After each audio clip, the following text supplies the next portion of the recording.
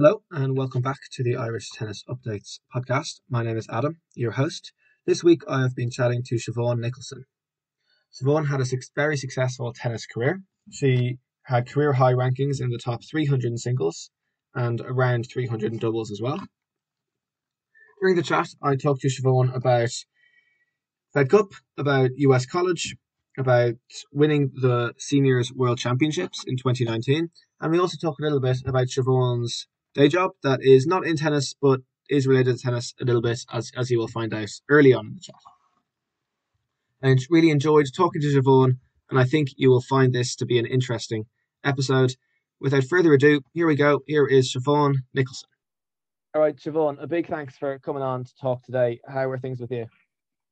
Adam, it's a pleasure to be here. Things are good. It's a little bit warm over here in England, but I believe it is in Ireland as well. But yeah, everything's ticking along, and it's nice to be back on the tennis court a lot more these days.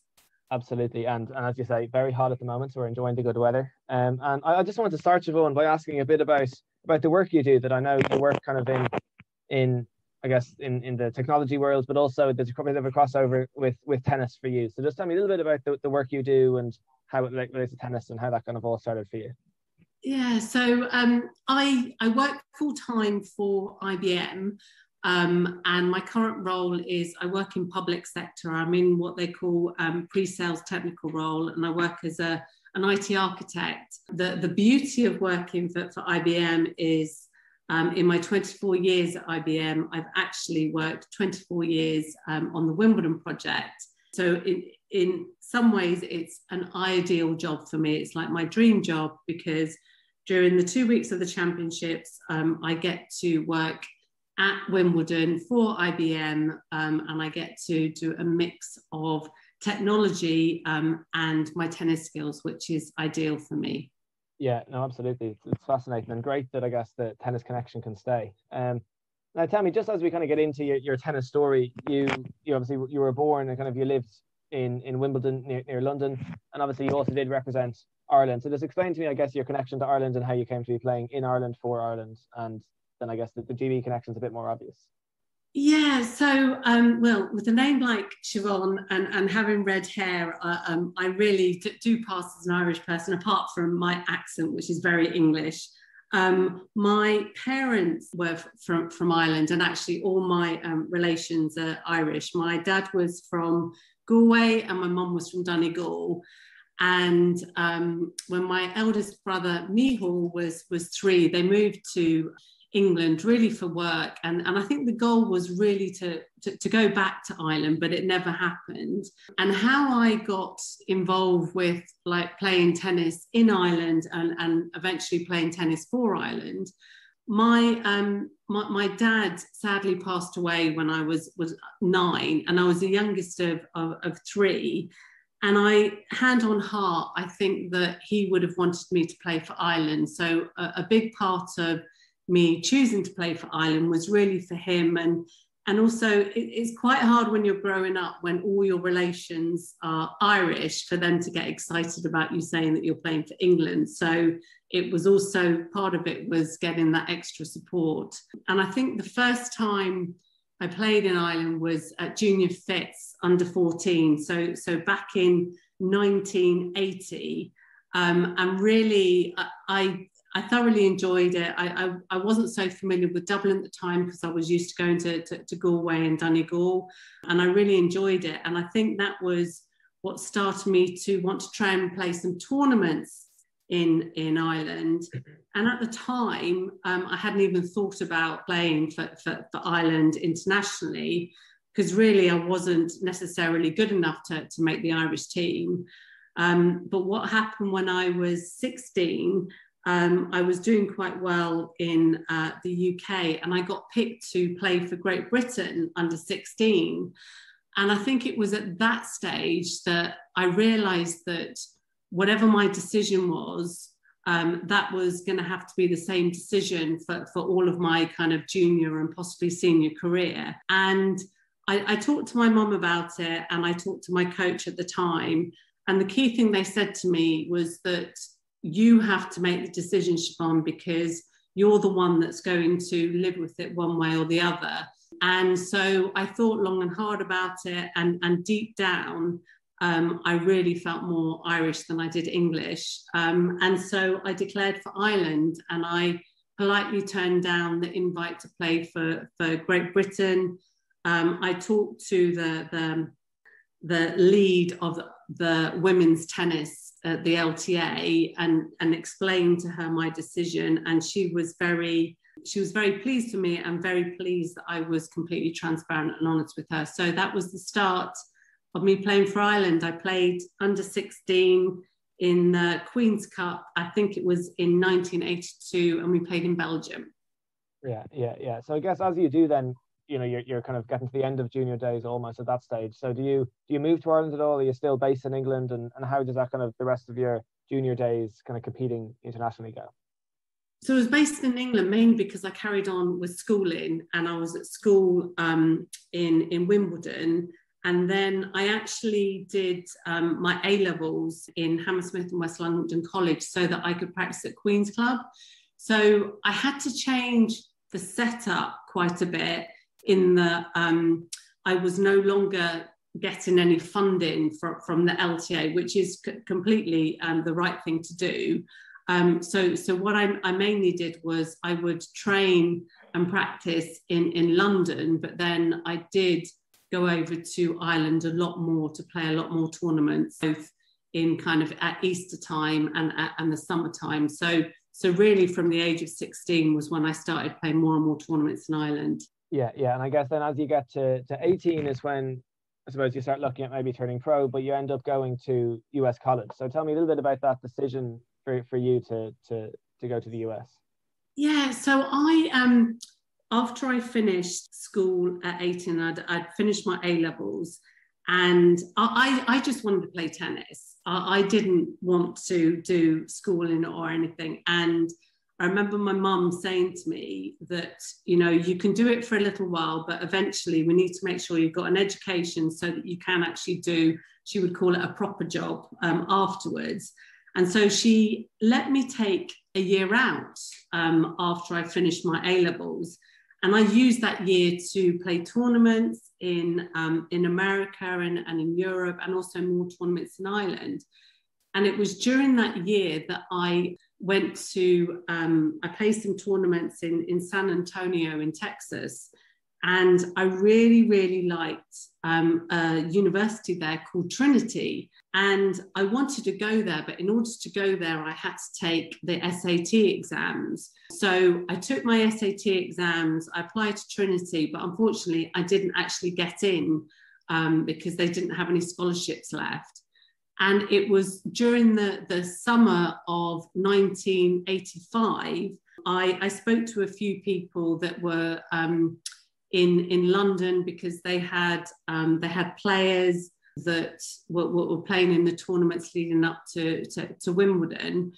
And I said, look, if there's any scholarships or any universities that are looking for people, I'm interested. And really it was a lot of luck that I got into University of Florida at that time, because the coach, whose name was Andy Brandy, was coaching a girl called Catherine Rinaldi at the time, and he had just been let down by one of the girls that he was given a scholarship to. So there wasn't a very long period of time between June and August, and he came and watched me play. I had a good day, and he basically said to me that he would like to offer me a scholarship. In those days, you didn't have the internet. I didn't know anything about University of Florida. But what I did say to my mum at the time, I said, look, I will go. And if it really isn't for me, or if I'm not enjoying it, or if it's not a good university, I will, after the first year, just say, you know, thanks very much. I'm homesick. I'll go to university in London and kind of forget the idea of playing tennis full time.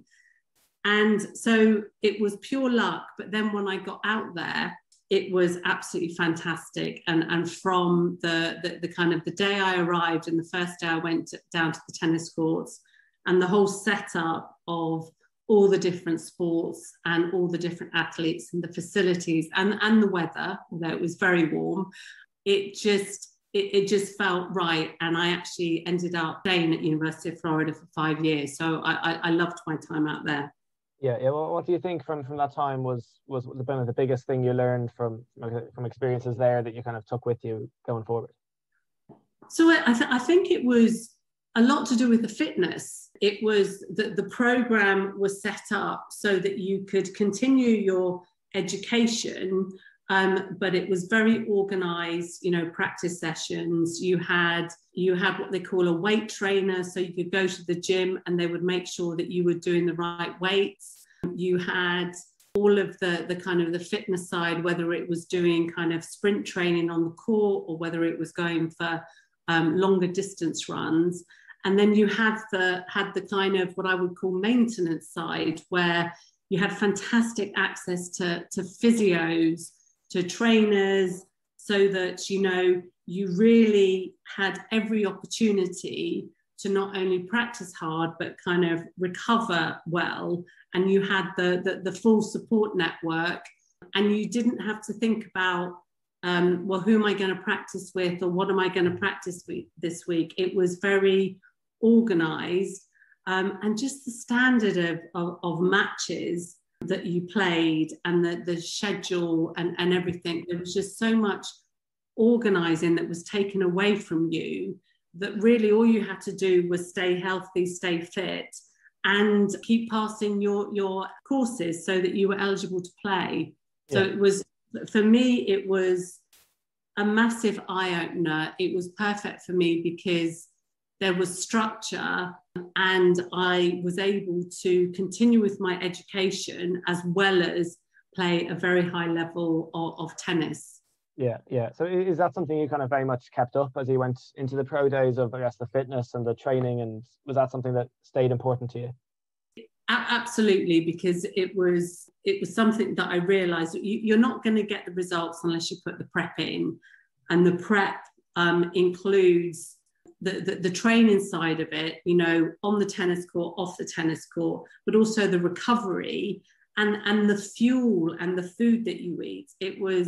It definitely, all of the practices and the kind of the routines that I used to go through in America really put me in good stead for everything I do since, actually. And I think for me, having that in that time of my life also gave me longevity to not only enjoy tennis for a long time, but to keep playing and kind of understand more about playing as I went along. Yeah. And I guess now, as we move in a little bit into the pro side of those days for you, what were a couple of maybe the highlights or the hardest things about that life, or your favorite things about that lifestyle for those years? Yeah, so I played professionally I played full time for 3 years, from 1990 to 93. And part of it was that I realized that I had this huge opportunity for once in my life where I wasn't focusing on education and tennis. I wasn't trying to do the two. I had a degree behind me, and I now had this opportunity to just play full time. And part of me thought that if I don't do it, I will regret it. And so having the fallback plan and having that plan B was really important to me. I did have the opportunity when I was at college. One of the summers in, I think it was 1988, the summer, I actually had a really good run in some pro tournaments. Well, they were ITF tournaments. I was obviously an amateur, but I won 2 $10,000 tournaments in Portugal. And I was getting a bit of pressure from people that were at the tournaments. Well, why are you going back to college? Why don't you go kind of pro?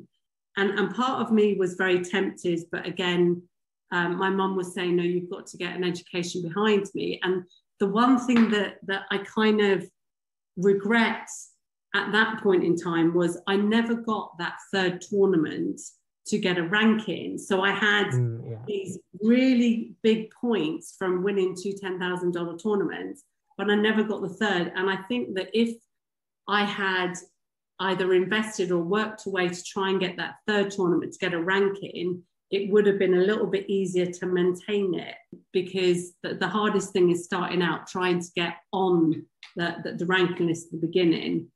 So when in 1990 I was playing full time, it really was a matter of going to some places that I probably wouldn't have chosen to go to, but you were kind of following to try and get into qualifying or to have a good chance of getting into the main draw. So for me, one of the massive benefits in 1990 was Gina Nyland, who was a lot younger than I was actually thinking about, you know, playing full time as well. And although we didn't know each other that well and we hadn't played on any teams with each other at that point, we decided that we would try and go to tournaments, to the same tournaments, so that we had that camaraderie, we had that the practice partner. And so I think the first two tournaments we went to were in Morocco, in Meknes and Fez. And that really was a massive thing for me, to have somebody to kind of to meet there. You may not always be able to travel because you might be coming from different places, but just to meet there, to share a room with, to have somebody to practice with. And I think that really helped both of us, because out of those first two tournaments, we got some points, which then kind of starts you on your journey. And then I think that the highlight of kind of playing full time, and this is aside from, you know, winning the tournaments in Ireland, which I did take a lot of kind of pleasure in some of those tournaments, and they were big achievements for me. I think that the highlight in the pro was really when you were getting to those semis or the final or winning those $10,000 tournaments.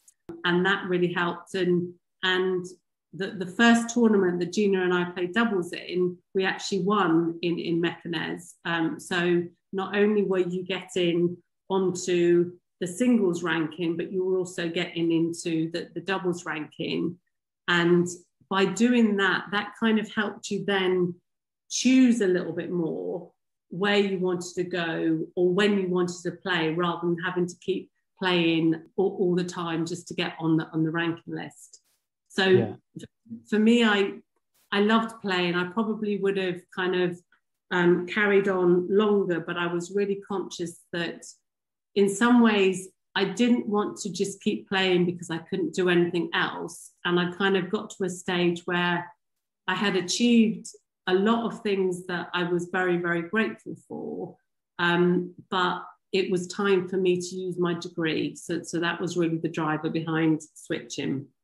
Yeah, I guess it's great, as you said, to have been able to travel with Gina and have kind of a partner with you was almost made a big difference. But then to move on to Fed Cup, and I guess probably you would have been around with Gina, I would imagine, a bit there as well. So tell me kind of what Fed Cup playing for Ireland meant to you and some of those highlights for you, and kind of how the team, you found the team tennis again. I guess after college, you kind of got back to team tennis a bit. Yeah, so my first year that I played Fed Cup was 1983. So I was only 17 at the time to make the team, and I got on the team because I won the Irish Close that year. And Fed Cup is massive. It's like the pinnacle of playing for your country. And so it was a big honour to be picked. And I think some of my happiest memories were with Fed Cup, because a lot of the time, tennis is such an individual sport that just having that opportunity to come together as a team, again, to practice as a team, and to be cheering each other on as a team is absolutely massive. And also, when I was playing Fed Cup, the format was different to how it is now, although that they are changing towards it, in that it was a week-long event.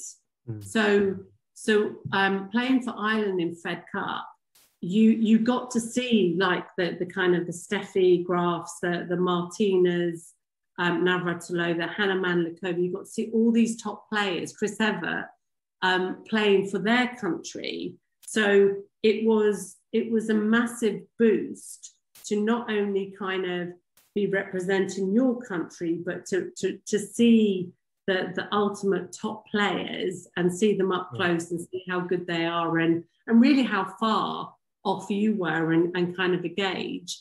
And Fed Cup through the years was really quite strong in that there was a lot of years that we were in the qualifying. So although we were in the qualifying, it was held at the same venue as the main event, and it just started like a day or two earlier. So you still got the feel of it. And they always had kind of playback or consolation events. So it wasn't like you went there and it was just one match if you were unlucky enough to not win the first match. It was that there was a continuation of matches. And so I did really, really enjoy it. And I think possibly my favourite, there were lots of really happy memories with Fed Cup. And also I was lucky enough, because I went to America in the middle, I had a mixture of people where I played Fed Cup with. It wasn't always the same people. So it was a really special time to get to know the new people coming up. I think my favourite Fed Cup was in Nottingham, 91. It was the last year that it was held as a week-long event. And Gina, myself, and Fiona Long were on the team. And there was some interesting memories. So one was we lost in the first round of the main event, and we played in the consolation. And we basically got to the final of the consolation, which was the furthest or the most number of matches we'd won in any of the Fed Cups I'd played in. And we only just lost to Norway 2-1. It was on the doubles in 3 sets. And I did really enjoy playing Fed Cup with Gina, because Gina had this way about her that she could lose to people when it was just her playing against them. But when she got in a team environment, you could say to Gina, we need your match because it's unlikely I'm going to win mine, or we're going to struggle in the doubles or something. And she's kind of like, she just nodded her head. She said, okay. And she would do it. She just, under pressure, she was the best player that I probably played with for Ireland. We've got a lot of good players that I played. I mean, Leslie, with her longevity of playing, is amazing. We had Jenny Thornton, who was, fantastic and worked so hard. Rona Howard was so talented and a beautiful player. But Gina kind of was a compound of all of that. Yeah. And the other thing that I loved about Nottingham, which isn't really to do with the tennis, but we were given a budget by Tennis Island to buy our outfits, because at the Fed Cup, you went out as a team and you all had like a team outfit. And this, in 91, we didn't have a team outfit. So myself, Fiona Long and Gina went to Grafton Street in Pamela Scott's, and we bought ourselves these outfits we couldn't find anything that had all our size. We didn't have much time or all the same colour. And we ended up buying these we thought they were smart, these suits, a skirt and a jacket. One was in white, one was in green, and one was in kind of orange, or let's call it gold. And so basically we dressed up as the tricolour and we loved our outfits. And then it was just a matter of who was going to wear what colour. So just little things that they generate such happy memories and such lasting friendship. And you get a lot of that from kind of Fed Cup. And my last Fed Cup that I played in was in Nottingham in 93, but this was like the European zone. And Claire Curran and Karen Nugent were on the team. So it's kind of a changing of the guard to the next generation. So that was the beauty of Fed Cup, a combination of just the pinnacle of representing your country, something to be really proud of, and doing it over so many years. I just got to make so many friends and meet so many people. Yeah, no, great. And like, I guess unbelievable. I guess like some of those memories, I guess, that you have, and the fact the Fed Cup gave you those is brilliant. And all the different teams you got to play on now, it's really great. And tell me, I guess you mentioned a couple of minutes ago, I guess, as kind of after those 3 or so years, you started to move on and to kind of, I guess, use the degree that you had. So how did you find that when you kind of hung up the professional tennis rackets and made the transition? How was that period for you? Yeah, so I decided that because I had an American degree and it was still, we're talking about in 1993, that it wasn't that familiar unless you were working for an American company that they would recognize the American degree. So I decided to do a master's in information technology at University College London, which was for people that had a science background but didn't have computer science knowledge. And it was at a time that I was advised that whatever I did in a career, I would have to become computer literate, because I really hadn't done any computers up until that time. And I did it was a year-long course, and I did the course. It was half electrical engineering, half computer science. I must admit, going back to study after 3 years from being away from it, I did find quite hard in the beginning, but it was back to that. I've done my tennis. I've now got to focus on kind of what next. So I must admit, I didn't really play that much tennis during that year. What I did find, though, was I went to a careers fair in London when the summer of 1994, when I was finishing in September. And one of the stands was IBM. And the reason why I got drawn to IBM was they had a marketing campaign because they were working at Wimbledon. And instead of IMB for Wimbledon, the sticker had IBM. And so I immediately got attracted to that and was just curious. And really that started the process of having a little bit of an interview there, and then kind of an interview day. And that was how I got into IBM. But the thing that was fascinating for me, and it's something that, you know, we should encourage, I think, a little bit more for all sports people, was I was worried that I didn't have any work experience. You know, all my summers from the age of 14 were spent playing tournaments or traveling. And I just thought that I would really struggle to get a job. And during the IBM interview, and this was my first interview, they actually were very interested in my tennis, which I was surprised about because I thought they should be interested in my computer skills. But what has become apparent as I've gone through my career is that it's much more around what else have you got apart from your education. And the fact that you have been able to have the self-discipline, the motivation, and focus in on one particular thing and become good at it and excel at it is extremely important in work, because the big companies see that you have the ability to excel, so they know that they can actually train you and they can get you to excel in what they want you to excel.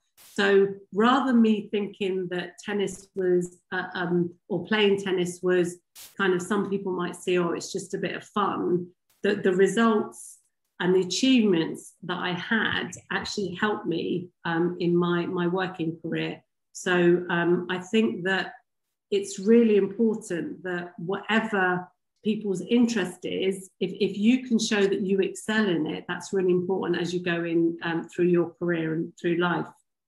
Yeah, no, great. And obviously, as you say, great that the tennis experiences you had could kind of stand to you, and then, you know, keep helping you as you got into that other kind of world is brilliant. And just to move forward a little bit again, I guess back to tennis, that I know more recently you have played some seniors international tennis.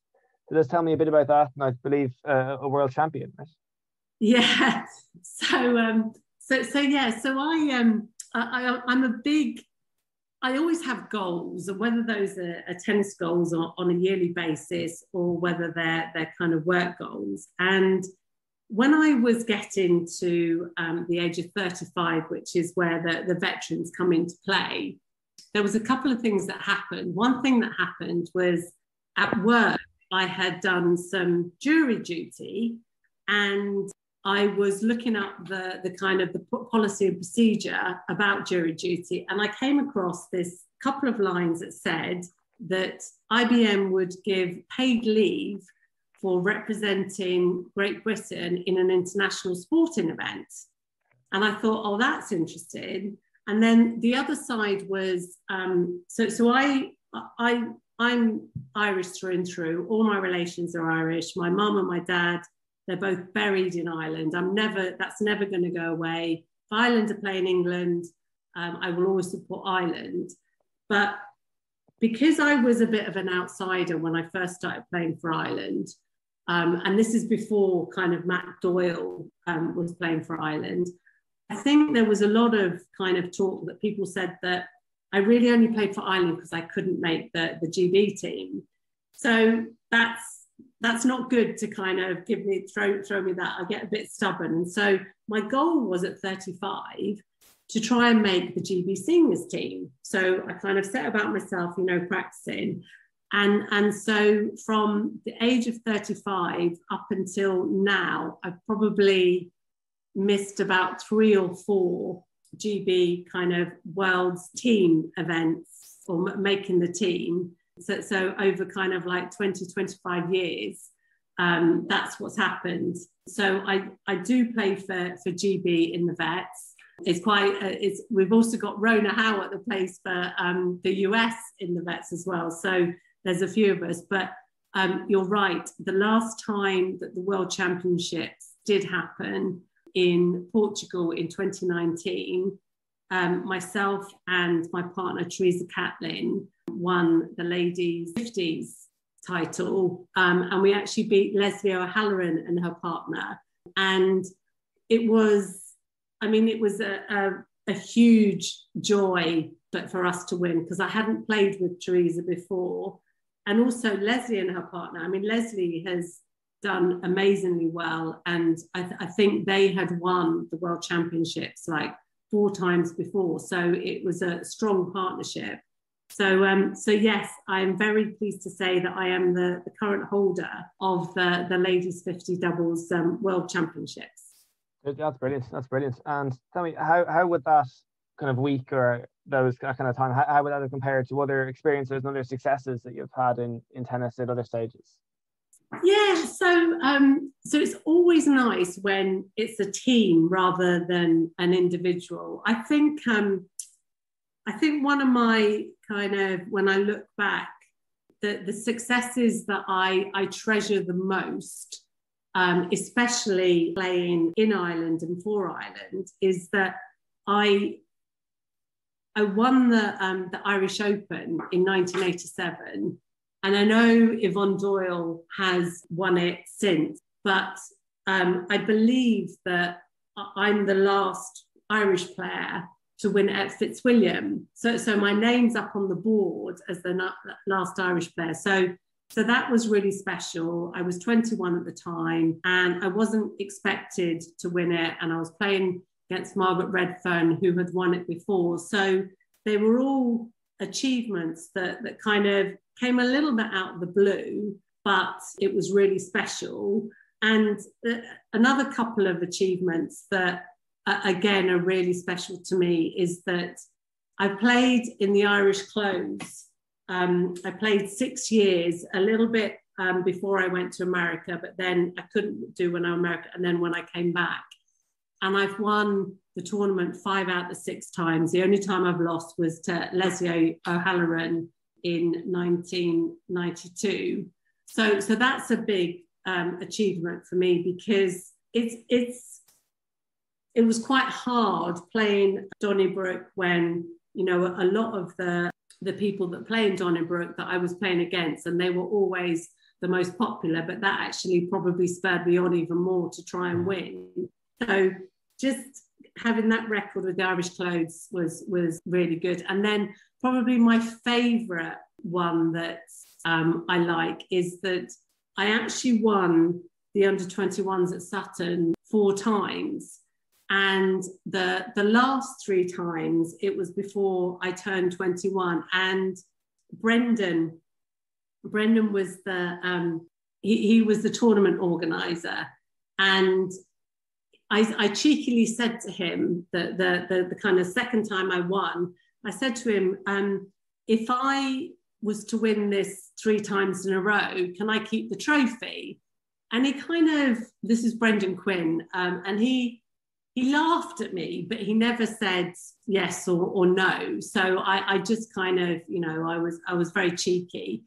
And then when I won it the 3rd year in a row, I'd kind of forgotten about it, but obviously, I had said it. And at the presentation, he actually gave me the trophy. So in my kitchen, as a memory, I still have the under 21 trophy, which is a beautiful trophy. And that will always be one of my happiest memories, because I loved playing at Sutton. I loved the venue. I loved the people. I used to stay with Carmelo Sheen. And yeah, I just loved the whole kind of being in Sutton and playing at Sutton. It was one of my favourite tournaments.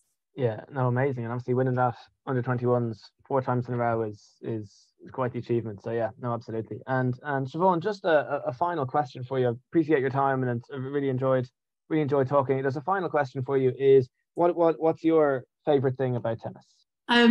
I think the favourite thing is possibly kind of ties in with my logic brain. It's really about working out how to play. I'm quite a tactical player, in that I won't always play the same way, and I will try to change it depending on who I'm playing.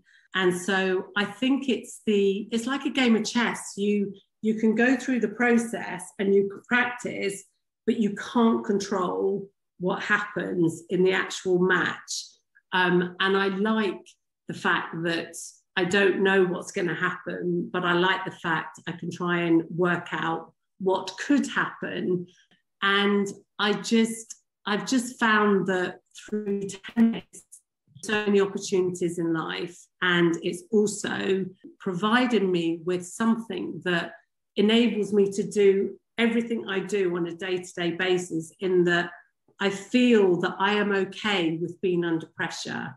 And tennis, and having to play lots of tennis matches, you gain that confidence that even if things don't seem to be working around you, that you kind of have the confidence that you can get through this, whatever it is.